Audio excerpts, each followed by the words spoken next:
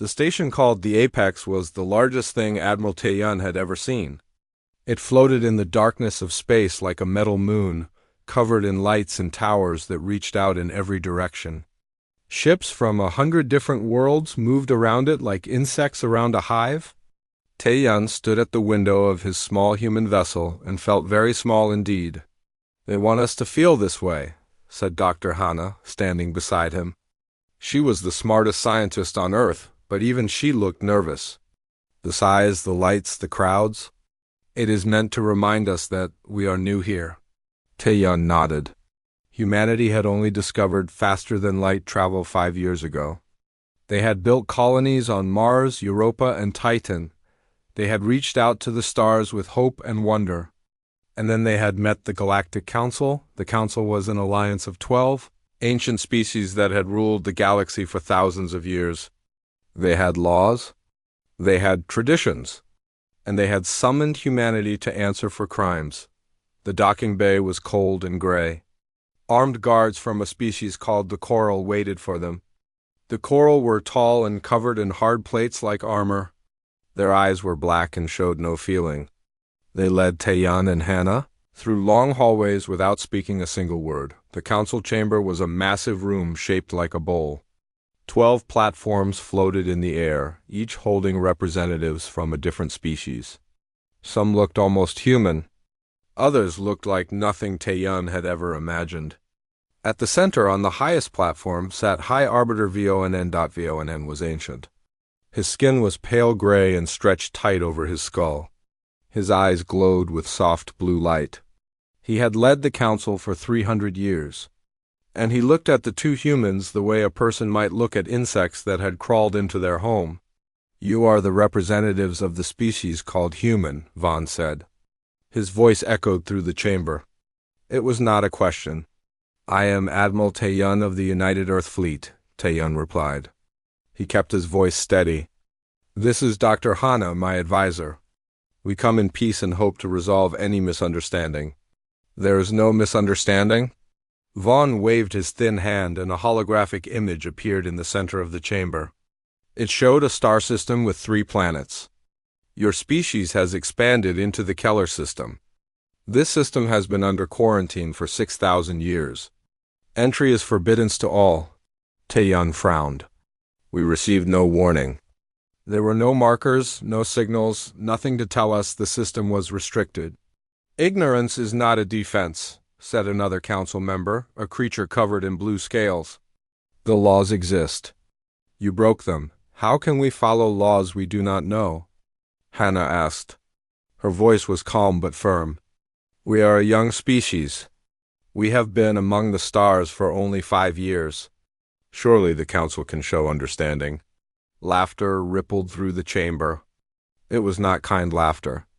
It was the laughter of those who hold all the power and know it. "Understanding," Vaughn repeated the word slowly, as if tasting something bitter. "Your species builds weapons on every ship. You consume resources without thought. You breed without control. You spread across space like a disease. And now you ask for understanding." Taeyun felt anger rise in his chest, but he pushed it down. "We are explorers. We seek only to learn and grow. We mean no harm to anyone." "What you mean does not matter," Vaughn said. "What you are matters. And what you are is dangerous?" He looked around at the other council members. "I call for a vote. The charge is unlawful expansion into restricted space.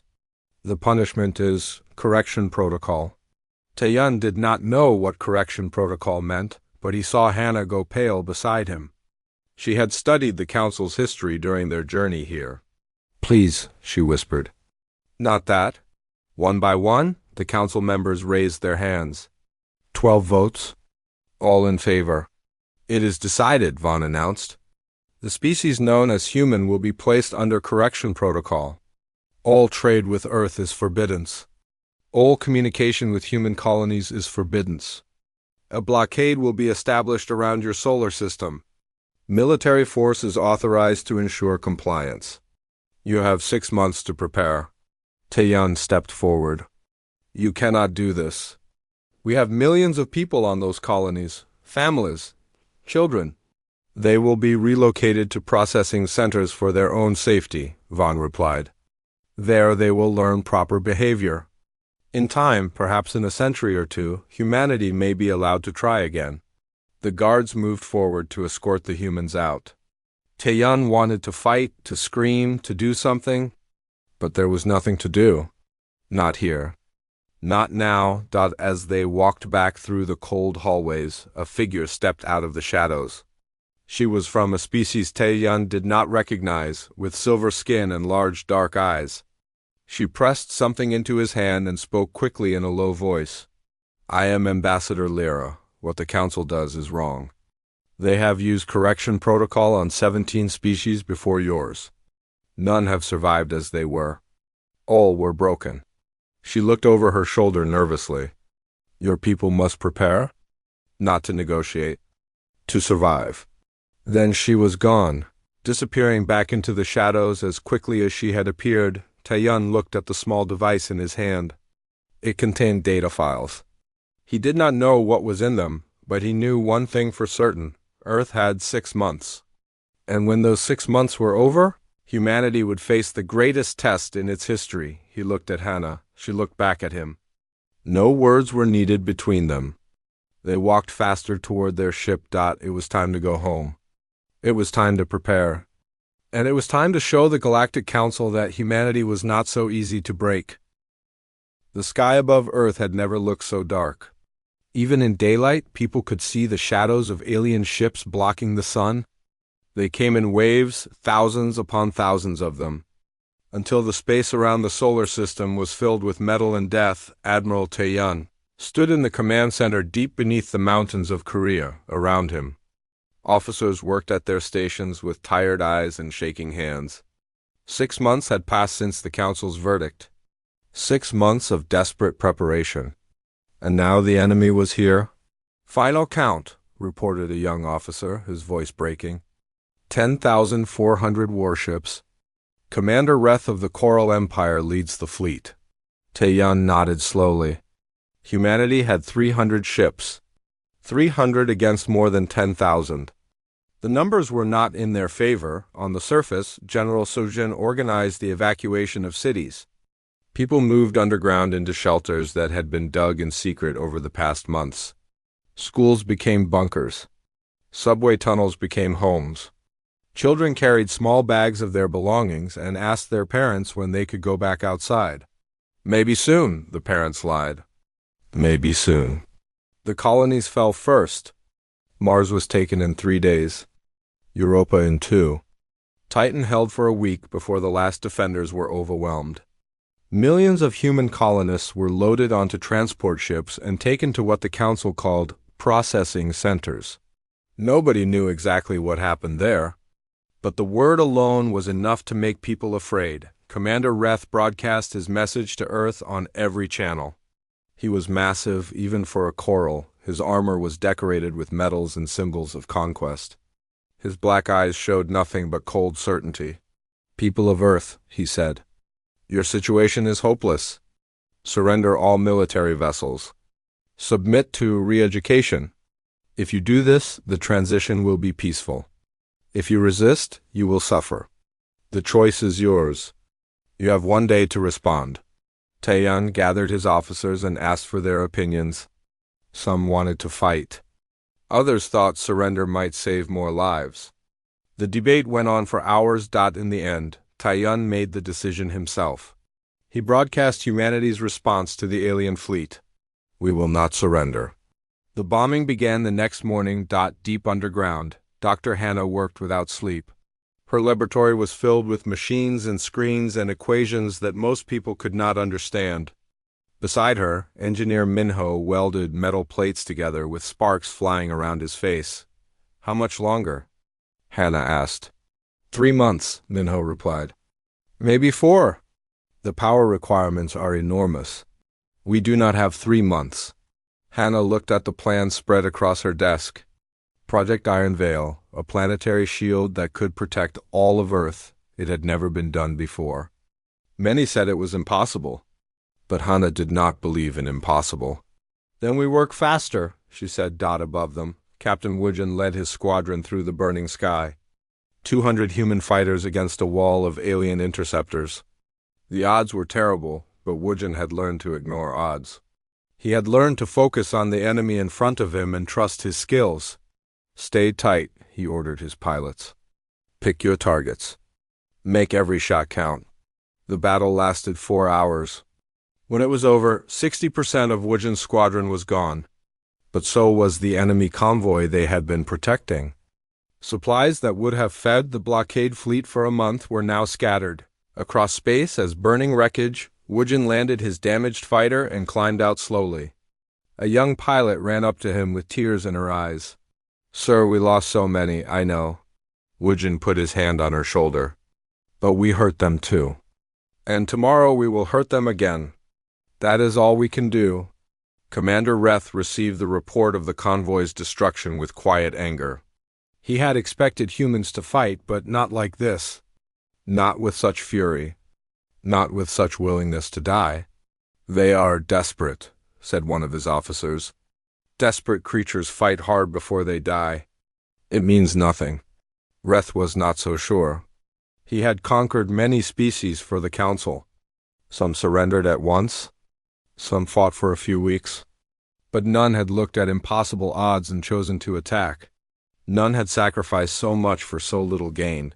He sent his report to High Arbiter Vaughn, but kept his concerns to himself. The Arbiter did not like doubt. The Arbiter believed in the natural order of things, where the strong ruled and the weak obeyed. Humans were weak. Therefore humans would obey. Eventually. Months passed. Earth burned and bled, but Earth did not break. For every city destroyed, 10 new shelters were dug. For every ship lost, 2 more were built in secret factories underground. For every soldier who fell, 2 more volunteers stepped forward to take their place. In her laboratory, Hana made a breakthrough. She discovered how to amplify the shield's power using technology recovered from crashed alien probes. The enemy's own tools would be used to protect humanity. "It will work," she told Taiyun through a video screen. Her eyes were red from lack of sleep, but they were also bright with hope. "Give me 2 more months. You will have them," Taiyun promised. "Whatever it takes." Above Earth, the alien fleet waited. Commander Reth watched the planet below and felt something he had not felt in many years of conquest. He felt the smallest seed of doubt. 8 months into the siege, High Arbiter Vaughn lost his patience. He sat in his chamber aboard the Apex and listened to Commander Reth's latest report with growing anger. "Still they resist," Vaughn said quietly. His voice was calm, but his eyes burned with cold fury. "A primitive species with primitive technology. And still they resist." "They are stubborn," Reth admitted. "But they cannot hold forever. Their resources are running low. Their people are tired. Victory is only a matter of time." "Time," Vaughn spoke the word like a curse. "The Council does not wait. Other species are watching. They see humanity resist, and they begin to wonder. They begin to hope." He leaned forward. "Hope is dangerous. We must crush it completely." Reth nodded slowly. "What do you command?" "Orbital bombardment. Target their civilian centers. Show them the cost of defiance." Reth hesitated for just a moment. He was a warrior, not a butcher. But he had his orders, and orders were to be obeyed. The first bombs fell on a Tuesday morning. Seoul was hit first. Then Tokyo, then Mumbai. Great cities that had stood for centuries were reduced to ash and smoke in moments. Millions died in the fire. Millions more watched from their underground shelters and wept. Admiral Taeyun stood in his command center and felt his heart break. On the screens around him, he could see the destruction. He could see the names of the dead scrolling past too fast to read. He could see his world burning. "Sir," an officer said softly, "the enemy is broadcasting. They expect our surrender." The room went silent. Everyone looked at Taeyun. The weight of humanity's future pressed down on his shoulders like a mountain. He closed his eyes and took a deep breath. He thought of his family. He thought of his home. He thought of all the generations that had come before him, who had faced impossible challenges and refused to give up, Then he opened his eyes. "Get me Dr. Hana." In her laboratory, Hana received the call. She looked at the massive machine that filled the room around her. Project Iron Veil. 2 months of work remained. 2 months they did not have. Is it ready? Tae-yun asked. No. Hana's voice was steady. But it will work. I believe it will work. Belief is not certainty. No, but it is all we have. Tae-yun made his decision. Activate it. Engineer Minho ran to the control panel. His hands moved across buttons and switches with desperate speed. Lights began to glow. Machines began to hum. Energy built and built until the air itself seemed to vibrate. 30 seconds, Minho called out. 20 Ken. Above Earth, the alien fleet prepared another wave of bombardment. Commander Reth watched from his bridge as his ships took aim at the next targets.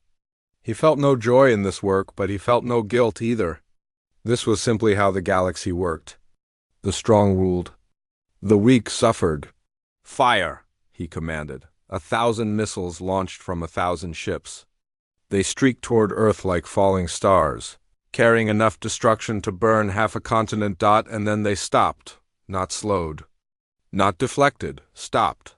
They hit something invisible and simply fell apart, their fire spreading harmlessly across a barrier that shimmered with soft blue light. What is that? Reth demanded. His officers had no answer. They had never seen anything like it. The entire planet was wrapped in a shield of energy that stretched from pole to pole, from horizon to horizon. Every weapon they fired splashed against it like water against stone on Earth. People emerged from their shelters and looked up at the sky. They saw the blue shimmer above them. They saw the enemy weapons failing.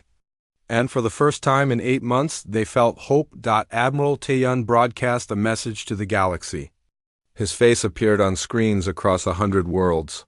His voice reached the ears of species that had never heard a human speak. You wanted to teach humanity its place, he said. Class is in session. In her laboratory, Hana collapsed into a chair. Minho caught her before she could fall. They looked at each other and laughed, the exhausted laughter of people who had done the impossible. It worked, Minho said. It actually worked. Of course it worked. Hana smiled weakly. Did you doubt me? Every single day. She laughed again and closed her eyes. For the first time in months, she slept. Captain Woojin did not sleep. He led his remaining pilots on a daring raid against the alien command ship. While the enemy was still confused by the shield, he slipped through their lines and extracted critical intelligence. Fleet positions. Supply routes. Weakness in their formations. He returned with the information and a new scar across his face where an enemy blast had nearly killed him. Worth it, he said when the medics tried to treat him. Every bit of it. General Sujin launched her ground forces from hidden bases. They rose up from the Earth like ghosts and recaptured the orbital defense platforms that had been taken in the first days of the siege. Earth was no longer helpless. Earth was fighting back. In the shadows of the alien fleet. Ambassador Lyra transmitted secret files to human receivers.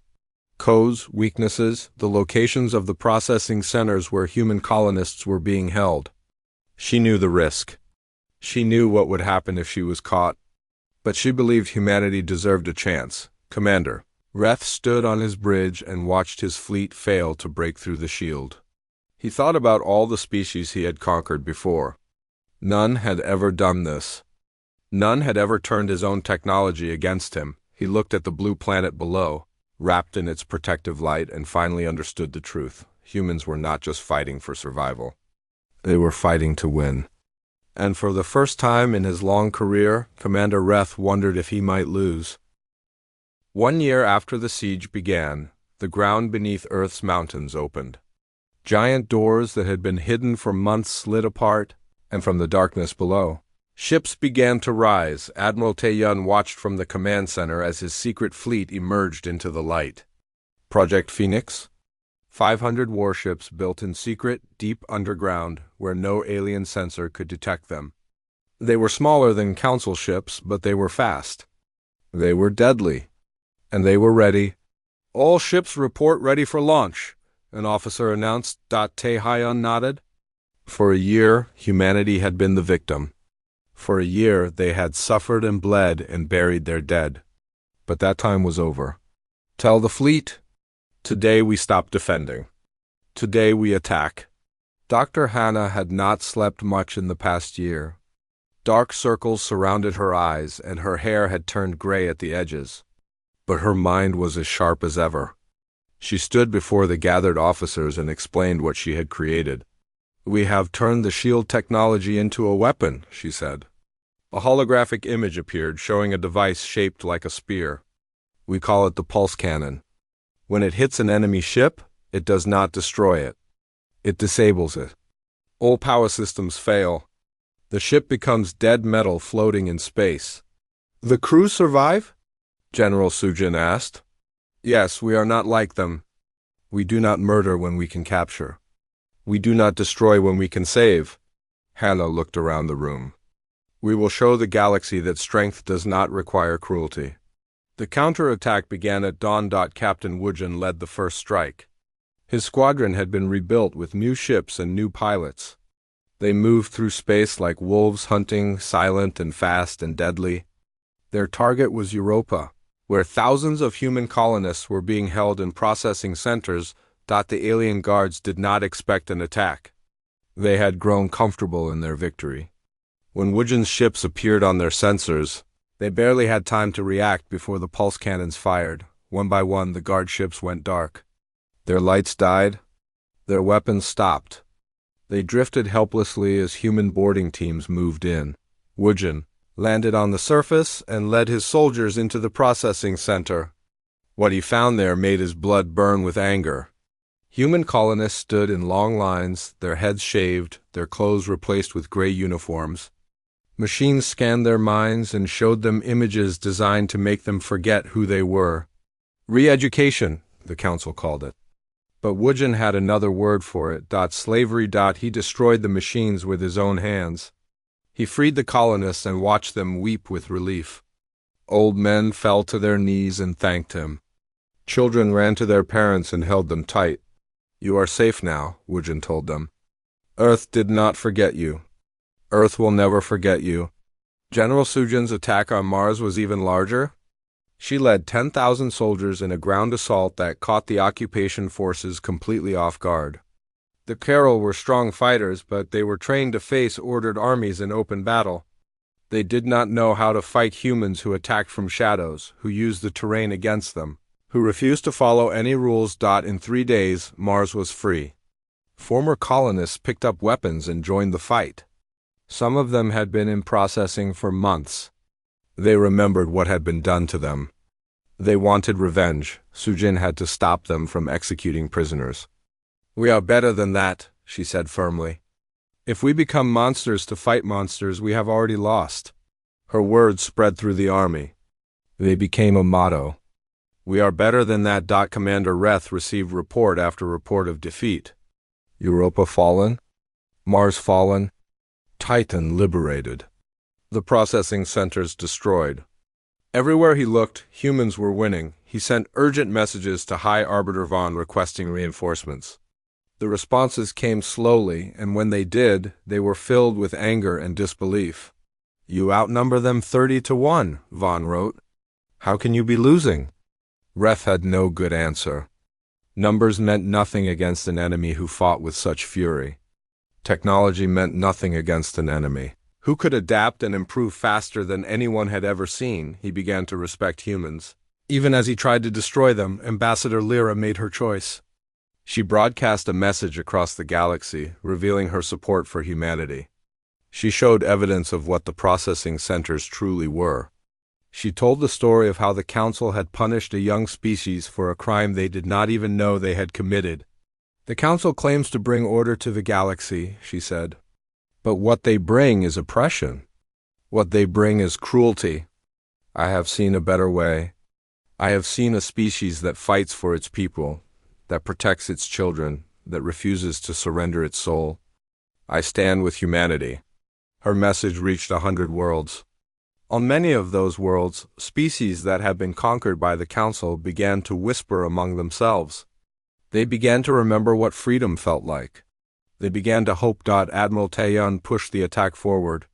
System by system, station by station, humanity reclaimed what had been taken. The solar system that had been their prison became their fortress, but he knew this was not the end. Vaughn would not accept defeat. The Council would gather its full strength and return with a fleet large, enough to darken the stars themselves. The final battle was coming, and everything would depend on it. 18 months after the Council passed its judgment, the largest fleet in galactic history gathered at the edge of human space. 50,000 warships from every Council species filled the darkness. Their lights stretched across the void like an endless sea of angry stars. Arbiter Vaughn himself came to watch the final destruction of humanity. He stood on the bridge of his flagship and looked at the small blue dot in the distance, Earth, the planet that had caused him more trouble than any world in 3,000 years of rule. "Today it ends," he said. "Today they learn their place." Admiral Taeyun faced this armada with 2,000 ships. It was not enough. Everyone knew it was not enough. But he had one more card to play. Ambassador Lyra's message had reached far across the galaxy. 12 species that had suffered under Council rule answered her call. They could not send ships openly, but they sent supplies, information, and something even more valuable. Hope. Dr. Hana had one final invention. She called it the Nova Lance. It was a device that could create a massive pulse of energy, strong enough to disable every ship within 1,000 kilometers. But it could only be used once, and someone had to carry it into the heart of the enemy fleet. Captain Woojin volunteered. "You might not survive," Taeyun told him. "I know." Woojin smiled, but his eyes were serious. "But if I do not go, no one survives." "That is an easy choice." They shook hands. No more words were needed. The Battle of the Pale Reach began at dawn, Earth time. Humanity's fleet moved forward like a single creature, each ship knowing its role. Council admirals watched with amusement. They had expected the humans to hide behind their shield. They had not expected them to attack. The first hour was chaos.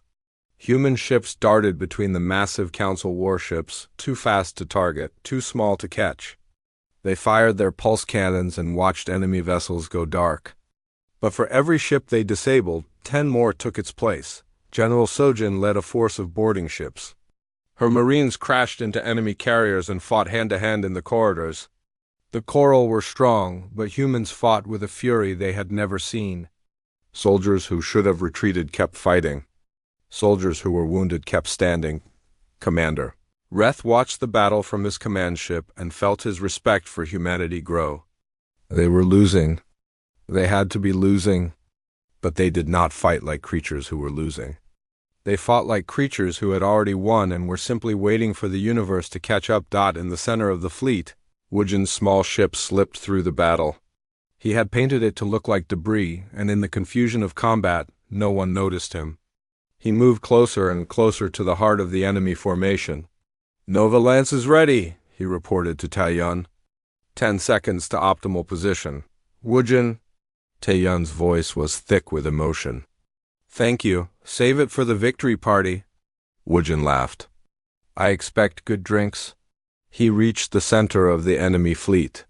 50,000 ships surrounded him.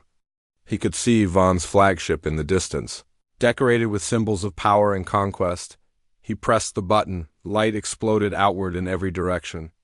It was not fire or radiation. It was pure energy passing through hulls and circuits and power cores. Every system it touched failed at once.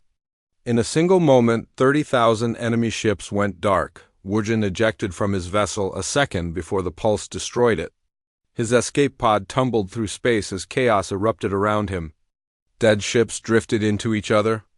Confused crews screamed into communicators that no longer worked. The perfect formation became a sea of helpless metal. The remaining Council ships panicked. Without coordination, without communication, they began to flee. Some tried to fight, but human vessels surrounded them and forced their surrender. Others simply ran, scattering into the void. General Sojin's Marines boarded the apex itself. They fought through the halls of the great station until they reached Vaughn's chamber. The High Arbiter was trying to escape when they found him, running toward a private shuttle with fear in his ancient eyes. "Stop," Sujin commanded. Vaughn stopped. He looked at the human soldiers surrounding him. He looked at the weapons pointed at his heart. And for the first time in 300 years, he understood what it felt like to lose. "You cannot do this," he whispered. "I am the High Arbiter. I am the voice of order in the galaxy." "You are a prisoner," Sujin replied, "and you will answer for what you have done." Commander Reth surrendered his fleet without further fighting. He met with Taiyan aboard a neutral vessel and handed over his sword in the old tradition of his people. "Your species has earned my respect," Reth said. "That is not something I give easily." "Respect is a good start," Taiyan replied. "But we want more than respect. We want justice." The war was over. Earth had won. In the months that followed, the old council was dissolved. Vaughn was tried before a new assembly for crimes against sentient beings. He was found guilty and sentenced to spend his remaining years in a cell, watching the free galaxy he had tried to control. A new galactic assembly was formed, with humanity as a founding member. Ambassador Lyra served as its first coordinator. Species that had been oppressed for millennia finally had voices. Finally had choices. Captain Wujin was rescued from his escape pod 3 days after the battle. He woke up in a hospital on Earth and found himself a hero. He did not care about fame. He only asked one question: did we win? When they told him yes, he smiled and went back to sleep. Admiral Taiyan stood before the people of Earth on the day of celebration. Behind him, monuments were being built to honor the fallen. Around him, millions of faces looked up with pride and joy and relief. "They thought they could punish us," he said. "They thought we were weak because we were young. They thought they could break us because we were few." He paused and looked up at the stars that had once threatened them. They were wrong. "About all of it?" The crowd cheered. Children waved flags. Old soldiers saluted with tears on their faces. Taiyan raised his hand for silence. "We did not seek this war," he continued. "But we finished it. And we finished it not with cruelty, but with courage. Not with hate, but with hope. We showed the galaxy that humanity cannot be broken. We showed them that our spirit is stronger than any weapon they can build." He thought of all those who had died. He thought of all those who had sacrificed everything. He thought of Hana and Minho and Wujin and Sujin and every ordinary person who had become extraordinary when their world needed them. "They thought punishment would break us," he said finally. "Instead, it forged us. And now the galaxy knows our name." Above Earth, the stars shone bright. They were no longer enemies watching from the darkness. They were possibilities waiting to be explored. They were futures waiting to be built. Humanity had earned its place among them, and the galaxy would never forget it.